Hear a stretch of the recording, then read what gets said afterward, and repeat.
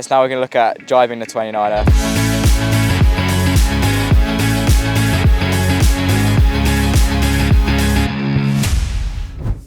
When you're looking to jibe the 29er, you want to try to do it in as flat water as possible, or if there's a big swell, you want to be surfing down a wave. This is just to keep the speed through the manoeuvre.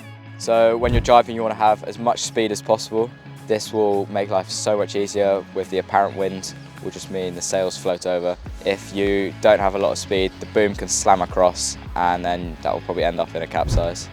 So when you're jibing, just before the manoeuvre, the helm can swap their hands by bringing their main sheet hand over the tiller. And when you're going through the manoeuvre, it's important that the helm brings the boom across the boat. They can do this by grabbing the main sheet block or just the boom, bringing it over so it can't slam across. When you're going through the manoeuvre, you want to make sure the boat is dead flat or a bit to windward.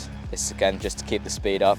And you really don't want leeward heel, because if you dip a wing in, it will just slow the boat down, your main can slam across and it will probably end up in a capsize.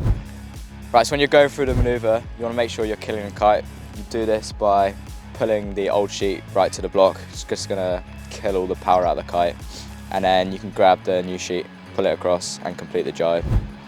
So when you're in the manoeuvre, you want to make sure that you want to try and make the manoeuvre last 6 seconds. So you want to, again, like attack, not be pausing in the middle of the boat, but you can take your time with a jibe because you've got more speed. Once you've completed the jibe, crew's on the wire, helm's on the side. You want to get going as quick as possible, get the pace back on.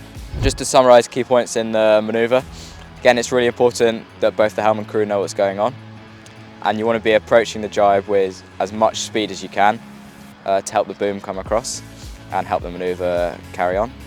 It's really important that the helm swaps their hands early, so bringing their main sheet hand above their tiller hand, or else everything will just get tangled.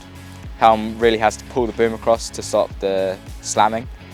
And again, you want to keep it as flat as possible or slightly to windward through the manoeuvre. And when you're on the exit, you just want to get accelerating as quick as possible.